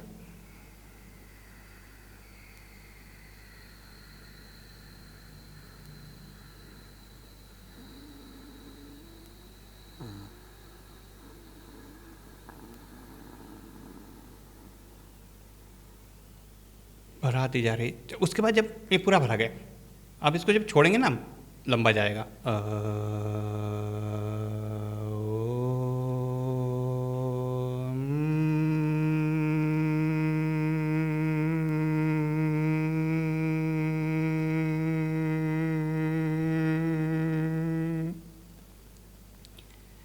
जब हम इस तरीके से सांस जब लेते हैं ना, तो हमारी सांसों की कमी होती है, मतलब कि हम कम सांस ले पाते कम हैं। सांस ले पाते हैं। ये सुबह सुबह एक्सरसाइज करना चाहिए। ओके सर, अभी आपने ये किया ना, इससे मैं एक चीज़ और समझ पाया, जब भी हम डॉक्टर के पास जाते हैं तो बेसिकली स्टेथोस्कोप का काम ही यही है, वो यही बोलते हैं कि सांस अंदर लो सांस बाहर लो, उससे वो आपके अंदर की बीमारी डिटेक्ट कर रहे हैं। बस आपको बताता नहीं है, बताते नहीं कि मैं कर क्या रहा हूँ, मतलब ये लॉजिक स्टेथोस्कोप का आज समझ में आया कि भाई वो करता क्या है। बेसिकली आपकी सांसों से वो ट्रैक कर रहा है कि कहाँ कहाँ चीज़ें डिस्टर्ब है। तो ना बहुत अंडर एस्टिमेटेड शब्द है ये ब्रीदिंग। डॉक्टर नहीं बोला कि आपकी ब्रीथ ठीक करो, वो गोली लिख देगा, हाँ, वो उससे दवाई ब्रीथ ठीक करवा दी तो अगली बार कहाँ आएगा उसके पास, आएगा ही नहीं, वो बताएगा भी नहीं कि मैं सांस अंदर बाहर क्यों करा रहा हूँ। मतलब हम बहुत अनअवेयर्ड हैं चीज़ों के, मैं ये समझ पा रहा हूँ। मतलब सर अभी ये जो कन्वर्सेशन हुआ ये ठीक है, हम लोग पॉडकास्ट में तो देख ही रहे हैं, लेकिन अब जितना मैं अभी सीख पाया, मैं चूँकि प्रैक्टिस भी करूँगा, मैं जितना अभी जिन जिन लोगों से भी मिल रहा हूँ या जो जो नए टॉपिक मैं एक्सप्लोर कर पा रहा हूँ, तो मैं डेफिनेटली अपनी लाइफ में उसको डाल रहा हूँ। अब चूँकि आज हम एक मटेरियलिज्म वर्ल्ड की ओर बढ़ रहे हैं, डिजिटल को अपनी लाइफ मान लिया है हमने, मतलब हमने वो वर्चुअल दुनिया को अपनी लाइफ मान लिया है, और जो रियल दुनिया है जो हमारे अंदर चल रही है उससे हम अनअवेयर्ड हैं।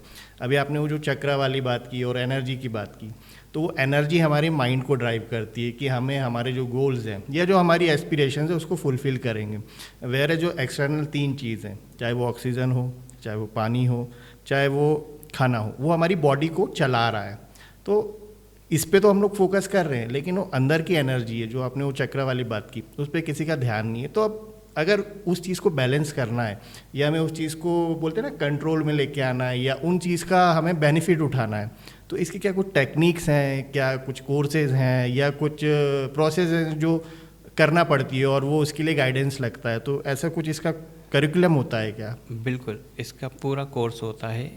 जैसे ब्रीथ की एक्सरसाइज तो मैं आपको यहाँ पे बता रहा हूँ, हाँ ब्रीथ तो आपने बता दी मुझे, लेकिन अगर मैं कोर्स की बात करूँगा तो आपके यहाँ शायद ऐसा लगेगा कि मैं अपना कोर्स प्रमोट करने आया हूँ, लेकिन इसका कोर्स होता है पूरा, ये प्रोसेस है, प्रोसेस का कि आपको ये जो चीज़ होती है ना आपकी, ये सही गाइडेंस में की जा सकती है। चक्रा हीलिंग, साउंड हीलिंग, कि अग्नि वाली हीलिंग, अग्नि मेडिटेशन, तो ये सब चीज़ें हम YouTube में देख के नहीं कर सकते। जब एक सामने बैठ के आपको ठीक करवाएगा, मैं आपको देखूंगा कि आप किस टाइप का कर रहे हैं। मैं गलती आप फिजिकली ऑब्जर्वेशन होना चाहिए उसका। जैसे मैं लेता हूँ जूम पे क्लास लेता हूँ, तो मैं जब देखता हूँ ना तो सामने वाले का कैमरा ऑन रहता है तो मैं देख पाता हूँ उसको।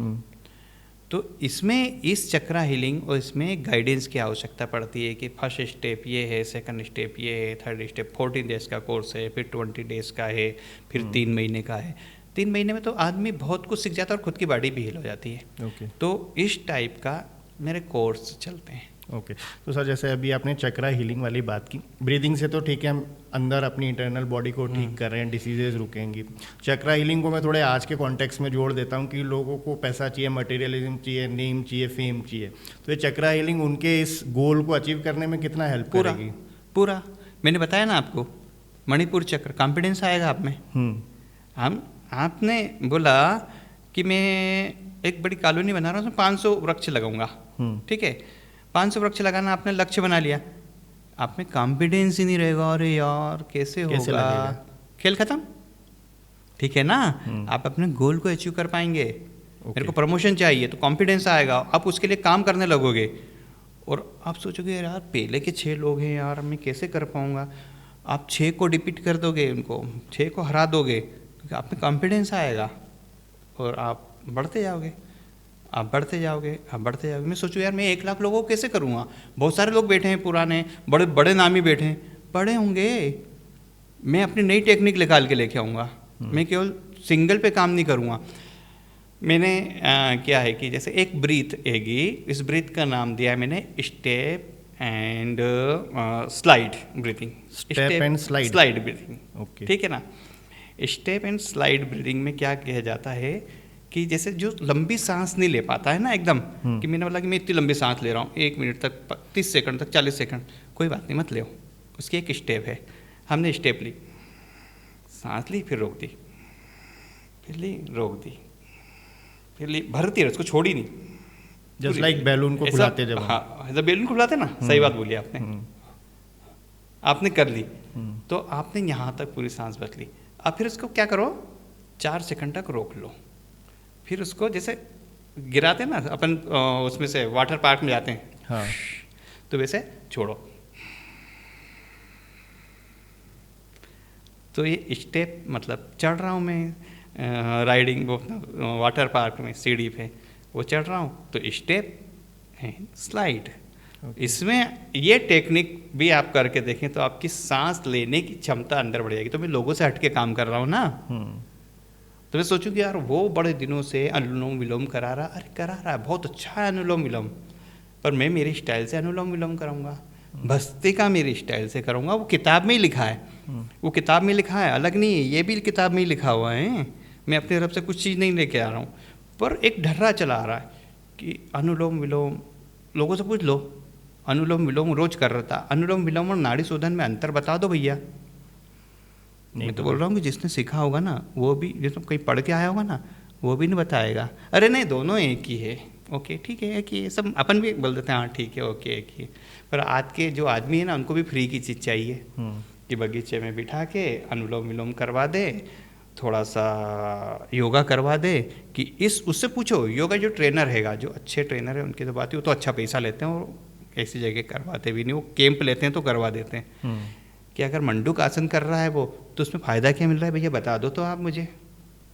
कुछ भी नहीं, बस चल रहा है कि हाँ आज कुछ सीख के आया, घर से लेके आया, आज मुझे ये करवाना है, 10 पोज करवाना है, मेडिटेशन करवाना, हो गया मेरा काम करूँ, इस स्कूल में मैं अटैच हूँ, मेरे को इसके इतने पैसे मिल रहे हैं, बस। मैं मेरा जब 6 AM सुबह उठता है ना, अगर मैं स्टेप एंड स्लाइड ब्रीथिंग करवा रहा हूँ तो सबसे पहले उसके बारे में बताता हूँ कि ये क्या करेगा, आपकी कार्बन डाइऑक्साइड को थोड़ा सा इनहेंस करेगा, नाइट्रिक ऑक्साइड इसमें से निकलेगी, और फिर जब ये छूटेगी, जब कार्बन डाइऑक्साइड आपकी ऑक्सीजन को पुश करेगी ना, तो पूरी सेल में जाएगी। अब लोग सोचते हैं कि यार कार्बन डाइऑक्साइड बहुत बेकार गैस है, वो बहुत बेकार गैस नहीं है। कार्बन डाइऑक्साइड जितनी जरूरी है जितनी हमारी ऑक्सीजन जरूरी है, वही तो हम छोड़ रहे हैं, ब्रीद आउट वही। जब हम ज़्यादा सांस लेते हैं ना, क्या करते हैं, ऑक्सीजन छोड़ते हैं, वो कार्बन डाइऑक्साइड छोड़ते हैं। जब कार्बन डाइऑक्साइड हमारे शरीर में नहीं रही, कार्बन डाइऑक्साइड का मेन काम क्या है, आपकी जो ऑक्सीजन गई है शरीर में, उसको सेल तक पहुंचाना। ओके। वो सेल तक पहुंचाती फिर वो बाहर निकल जाती। हमारे शरीर में कार्बन डाइऑक्साइड नहीं है ही नहीं, तो हमारे सेल तक ऑक्सीजन ही नहीं पहुंच रहे, जब भी तो हम हाँफ रहे हैं। अब कार्बन डाइऑक्साइड ट्रांसपोर्टर है ऑक्सीजन का। यस, ऐसे ही नाइट्रिक ऑक्साइड बहुत बड़ा बड़ा सब्जेक्ट है ये। सब्जेक्ट है, पर हम धीरे से पहले एक चीज़ तो सीखें।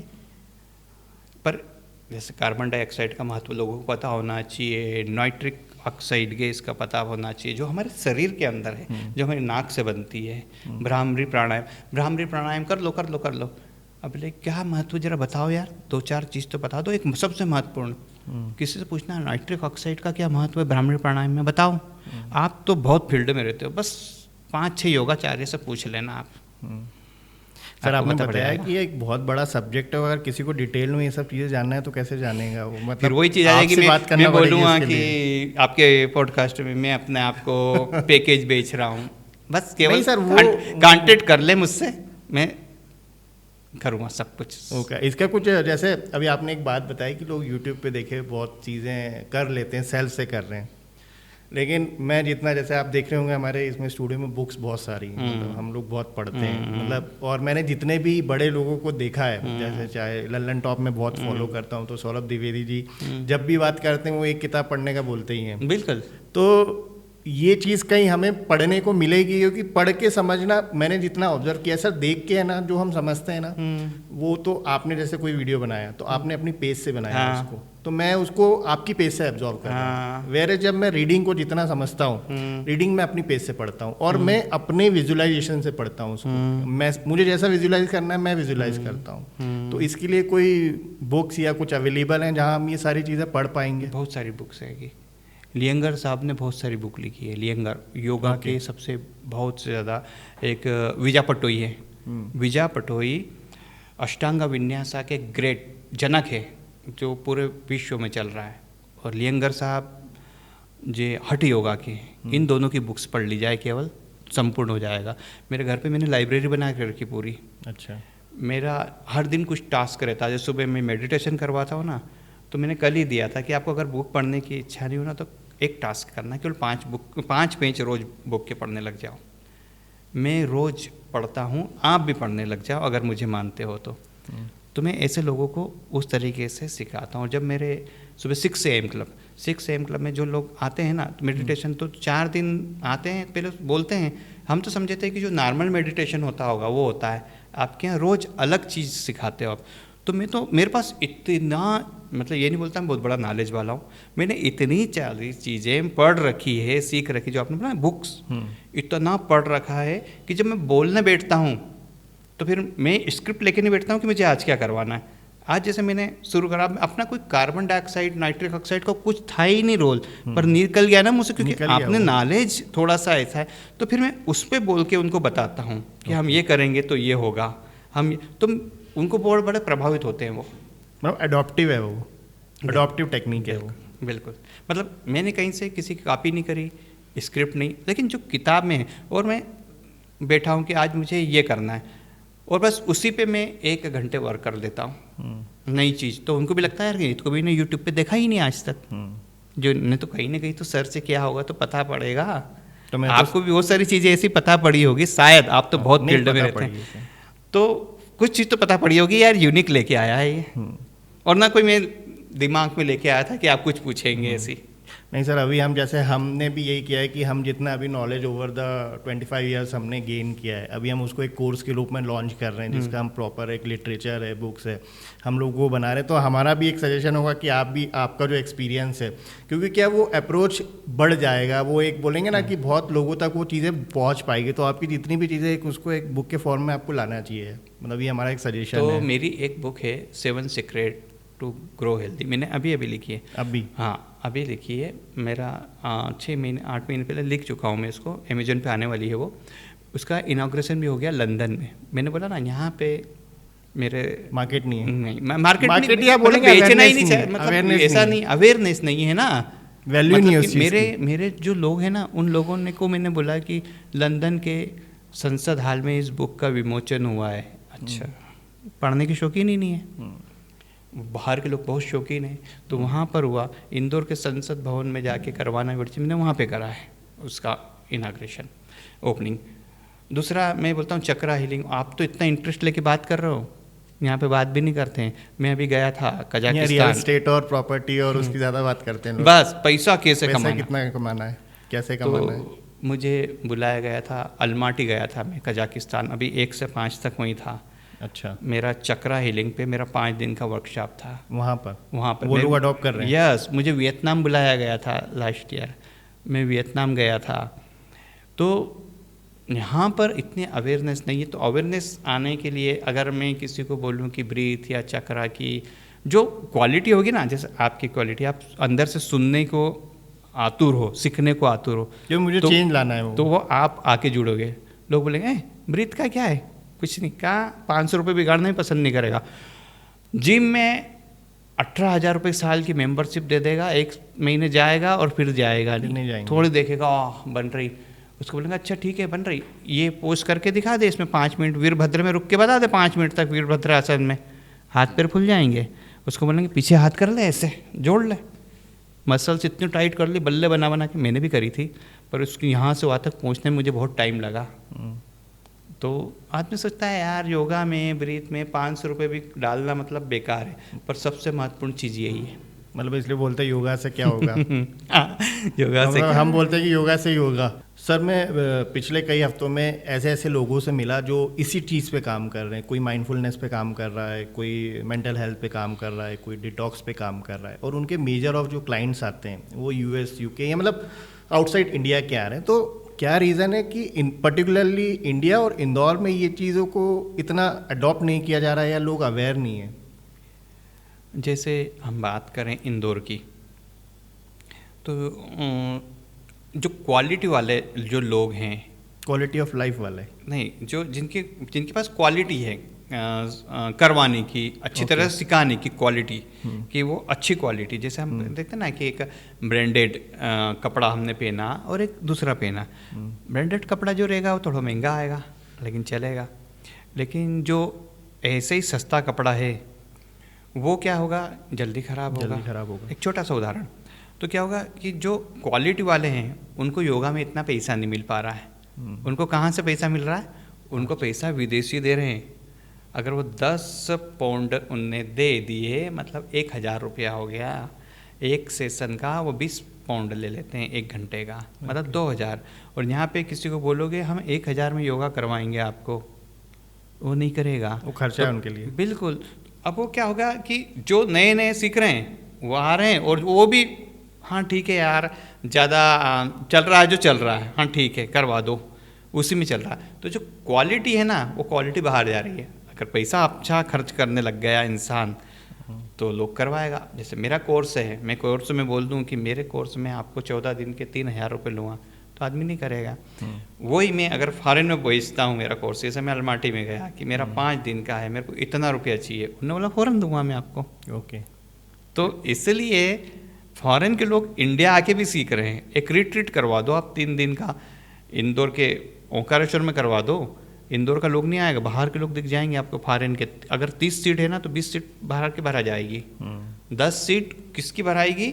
जो थोड़े से हाई लेवल है। जैसे आप इस चीज़ को समझते हो तो चलो 5 दिन में अपन सीख के आते हैं क्या है, भले से पैसा लगेगा 25,000, पर अपन करके आते हैं। फिर जो 5 दिन के आपने 25,000 खर्च किए ना, तो आपको किसी और को बोलोगे 25,000 खर्च करके फालतू खर्च कर दिए, लेकिन आप 25,000 की आप वैल्यू लेके आओगे और उसको जब बार बार अपनाओगे तो मतलब आपने अपनी ज़िंदगी के बहुत सारे दिन बचा लिए, बीमारी से बहुत 25,000 कोस दूर हो गए आप। ये लोग समझ नहीं पा रहे, इसलिए हम लोग मैं आम लोगों को जाके बोलूँ कि मैं आपको 1 घंटे करवाऊँगा और आपको इतने रुपए लूँगा, तो वो नहीं देंगे। इसलिए क्वालिटी जा रही है बाहर, इसलिए बाहर के क्लाइंट ज़्यादा मिल रहे हैं। लोकल को बस लोकल करवा रहे हैं। गार्डन के अंदर योगा हो रहा है, अधिकतर गार्डन के अंदर योगा हो रहा है, वो भी फ्री वाला। हाँ, मतलब कुल मिला के जो हमारी इंडस्ट्री में ये भी प्रॉब्लम है कि जैसे हम लोग मानते हैं कि टेक जो होता है, अब चूंकि टेक का आ रहा है तो टेक इज़ अ इन्वेस्टमेंट, वो खर्चा नहीं है। हाँ। वैसे ही जब आपकी बात आ रही ना, तो जो आप स्किल्स आपके पास है और वो स्किल पे बड़ा ऑब्वियस खर्चा होता है, तो लोग उसको खर्चा मान रहे, इन्वेस्टमेंट नहीं मान रहे। बट उसका एक इन्वेस्टमेंट है उनकी बॉडी में, जो बॉडी उनको आने वाले कई सालों तक रिटर्न देने वाली है। बिल्कुल। लोग हॉस्पिटल में जाके पैसा खर्च कर देंगे, लोग आज जैसे फ़ोन्स की बात करें तो लाखों के फ़ोन्स हैं, ट्रैवलिंग लोग कर रहे हैं, पार्टीज़ लोग कर रहे हैं, हर चीज़ में पैसा खर्चा करेंगे। लेकिन मैं वही बोल रहा हूँ, फिर वो बाहरी वर्ल्ड के लिए कर रहे हैं, अंदर के लिए अगर हम उनको समझाने जाएंगे तो बिल्कुल नहीं करेंगे। कुछ भी। तो सर ये एक अमेजिंग सेशन था, और जिस हिसाब से हम इंदौर एक चीज़ और बोलना चाहूँगा कि जैसे कोई 25,000 की सर्विस कर रहा है ना, कहीं पे नौकरी कर रहा है ना 30,000 की, उसके ऊपर वाले बॉस ने एप्पल का ऐसा क्रेज आ गया, उसके पास एप्पल का फ़ोन है ना 75,000 का, तो वो किस्तों में लेने चला जाएगा। 25,000 की नौकरी कर रहा है और किस्तों में लेके एप्पल ले आएगा, बोले हाँ मेरे पास एप्पल है दिखाने के लिए। लेकिन खुद की बाड़ी में बोले जिम भी चला जाए, योगा चला जाए, 1,000 रुपये दे दे, नहीं देगा, किस्त देगा 3,000 रुपये महीने की एप्पल के लिए। जो आपने बोला ना वो चीज़ सही है, बाहरी आवरण के लिए लोग खर्चा कर रहा है, अंदर के लिए कुछ भी नहीं कर रहा है।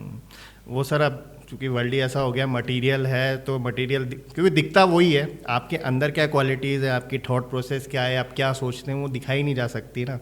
शायद इसी रीज़न है लोग पीछे हटते हैं इस चीज़ पे खर्चा करने के लिए। लेकिन being a responsible platform of Indore, क्योंकि हमारे इंदौर के लिए बहुत सारे सपने हैं, मतलब हम जो देखते हैं, इसलिए हम लोग वो काम नहीं कर रहे हैं जो सब करते हैं। हम कभी भी ऐसे प्रमोशन नहीं करते हैं, हम कुछ ऐसे बेचते नहीं हैं। हम ये मानते हैं कि जो थॉट्स हैं हमारे, वो इंदौर में एक चेंज लाना चाहिए, इसलिए हम प्रमोशनल चीज़ों से खुद भी बहुत दूर रहते हैं। सर इंदौर बढ़ रहा है और इंदौर में प्रॉब्लम भी बढ़ रही हैं, चाहे वो ट्रैफिक की हो, हम देख रहे हैं कि भाई ऑक्सीजन जोन ख़त्म होता जा रहा है, और आप जो कि मल्टीपल इंडस्ट्री में काम किए हुए हैं, अब आप एक हेल्थ के प्रति, और वो भी ऐसी जो दिखती नहीं है। अब मैं बोलूँगा ना कि वही हॉस्पिटल वाली हेल्थ के लिए तो लोग खर्चा कर देंगे कि कॉस्मेटिक ट्रीटमेंट पे खर्च कर देंगे, या जो ब्यूटी बढ़ा रही है वेलनेस पे खर्च कर देंगे, मेंटल पे नहीं करेंगे, इनर हेल्थ पे नहीं करेंगे। तो आपका क्या मैसेज होगा इंदौर के लिए, क्योंकि इंदौर हमेशा से हम ये भी मानते हैं कि एक इनिशिएटिव का शहर है, यहाँ के जो इनिशिएटिव है लोग अडॉप्ट करते हैं। तो हमारा भी सपना है कि इंदौर एक हेल्दी सिटी बने, और वो हेल्दी सिर्फ हॉस्पिटल्स के टर्म्स में नहीं बने, मतलब एक आउटर वर्ल्ड में ना बने, वो इनर वर्ल्ड में भी बने। तो आपका वो मैसेज क्या होगा कि लोगों को अब ये चीज़ें अडॉप्ट करना चाहिए, और अडॉप्ट करने से क्या वो चेंजेस उन्हें दिखेंगे जो आपने फील करें या जो आपकी लाइफ में आए हैं इसके कारण? सबसे पहले सुबह जल्दी उठना शुरू करें। ओके। सबसे पहले सुबह जल्दी उठें, सूरज देखना शुरू करें। सूरज जब देखने की आपकी आदत पड़ेगी कि सूरज को आपने देखना शुरू कर दिया ना, तो थोड़े दिन में आपकी सूरज के प्रभाव में आएंगे, इतनी एनर्जी आएगी आप में कि आप धीरे धीरे आप फिर ब्रीथ में जाएंगे, आप घूमने जाएंगे। जब आपका माइंड काम होना शुरू करेगा तो आप अपने आप ही हेल्दी होगे और आपकी हैबिट बनना शुरू हो जाएगी। लोग पचमढ़ी में जाएंगे और सुबह सुबह जीप वाले को बोलेंगे सुबह लेके चलना, हम सूरज को उगता हुआ देखना चाहते हैं। वो 1,000 रुपये लेगा, 1,500 रुपये लेगा, देखने चले जाएंगे। लेकिन यहाँ फ्री में देखने को मिल रहा है, वो नहीं देखेंगे। तो अपनी पिज्ज़ा खाने में आप 200 खर्च कर रहे हो, यानी 1,000-1,500 रुपये ऐसे ही खर्च करते हो। अपनी बॉडी के ऊपर, अपने शरीर के ऊपर जो अच्छे गुरु को पकड़ो, 1,000 रुपये महीना खर्च करो, 12 महीने के 12,000 है। गारंटी देता हूँ कि आपको दवाई गोली की ज़रूरत नहीं पड़ेगी, आपकी लाइफ आप अच्छी जी पाओगे। आप केवल अपने ऊपर खर्चा करना शुरू करो। थोड़ा अच्छा गुरु पकड़ के आप टेक्निक वाला कोई सा भी वर्कआउट करो, कोई से भी एक्सरसाइज शुरू करो, सूरज को देखना शुरू करो, सूरज की रोशनी लेना शुरू करो। बस ये 3 चीज़ कर लो, आपकी जीवन खुशहाल रहेगा। नहीं सर, मैंने तो आज के इस कन्वर्सेशन से बहुत सारी चीज़ें सीखी, और डेफिनेटली मतलब मैं प्रैक्टिस करूँगा उन सब चीज़ों को, और हमारी टीम में भी जो लोग हैं उनको भी बताएंगे। तो ऐसी ही छोटी छोटी चीज़ों से हम समझते हैं कि इंदौर ठीक है आज एक दिखने वाली ग्रोथ पे तो है, पर जो ना दिखने वाली ग्रोथ है जिसके कारण बहुत सारी सफरिंग आगे चल के इंदौर में हो सकती हैं, उनको हम ना फेस करें। और ऐसे ही कन्वर्सेशन हम लोग, मोटिव वही था अनडिस्कस पॉडकास्ट को शुरू करने का कि ऐसी कन्वर्सेशन लोगों तक पहुँचें। और देन अगेन हम ये मानते हैं कि we want to bring change through content, और आगे भी जब भी हमें लगेगा कि सर ऐसी और कन्वर्सेशन आपके साथ करना चाहिए, क्योंकि ये एक पॉडकास्ट में नहीं आएगा, क्रांति कोई एक पॉडकास्ट से नहीं आने वाली, क्योंकि ये बहुत लंबी प्रोसेस है। तो डेफिनेटली हम आपको फिर इनवाइट करेंगे हमारे स्टूडियो पे, और आप आए, इतना वैल्यूएबल नॉलेज आपने शेयर किया, उसके लिए पूरी टीम इंदौर टॉक की ओर से थैंक यू आपको। आपको धन्यवाद जो आपने मुझे यहाँ पर बुलाया, इस लायक समझा कि मैं यहाँ पर आके आपसे बातचीत कर सकूँ। इतने फेमस स्टूडियो में, इतना इंदौर टॉक एक जाना माना शहर का एक नाम है, उसमें आपने मुझे बुलाया और उसको जब हज़ारों लोग देखेंगे, आपका मकसद बहुत अच्छा है कि अच्छी बातें हम लोगों तक पहुँचाएँ, हमारे शहर तक पहुँचाएँ, तो ताकि हमारे शहर के लोग व्यवस्थित हो। तो मुझे भी ऐसा सौभाग्य मिला कि मैं अपना नॉलेज इंदौर टॉक के द्वारा पूरे शहर को दे पाऊँ, जो एक फेमस चैनल है। तो इसके द्वारा मैं लोगों तक पहुँचूँगा। अगर 100 लोगों ने भी इस चीज़ को अप्लाई कर लिया तो यहाँ पर आना मेरा सफल हो जाएगा। चेंज आएगा। फिर एक बार धन्यवाद आपका, आपने यहाँ बुलाया। Thank you sir.